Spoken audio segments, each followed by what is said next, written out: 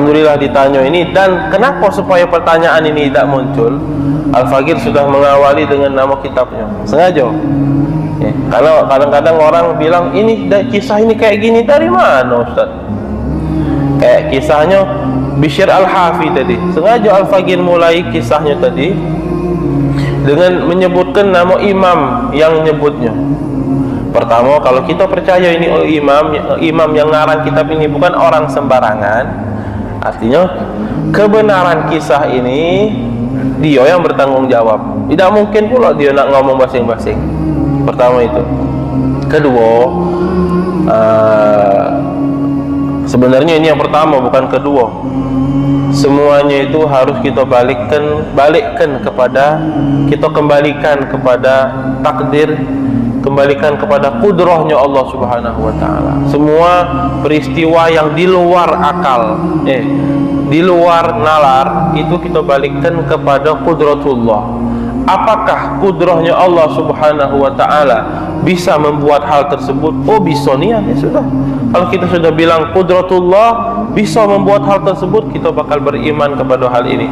Tinggal kebenaran kisah ini benar apa tidak.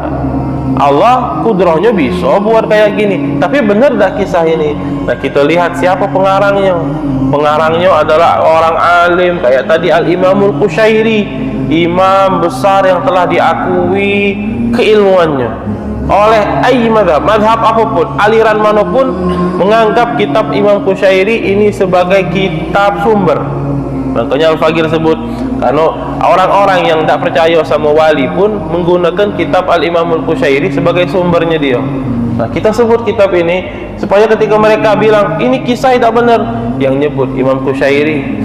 Ente pakai omongannya Imam Qushairi di masalah ini, kalau di masalah yang lain ini tidak pakai. Jadi kita sengaja ambil sumber yang kuat agar ucapan tersebut diterima. Dan yang terakhir, di dalam ilmu Islam, bukan ilmu hadis ilmu Islam ada itu istilahnya namanya riwayat. Riwayat itu ini cerita didengar dari fulan, dari fulan, dari fulan, dari fulan sampai ke sumber ceritanya. Nah, ulama dari tahun 600-an ke atas itu di dalam kitab-kitabnya menyebutkan sesuatu dengan riwayatnya supaya orang yang mendengar percaya. Kayak kisah tadi dikarang oleh Imam Qushairi di dalam kitab beliau. Nah, beliau menyebutkan riwayatnya dari fulan, dari fulan, dari fulan, dan beginilah ceritanya.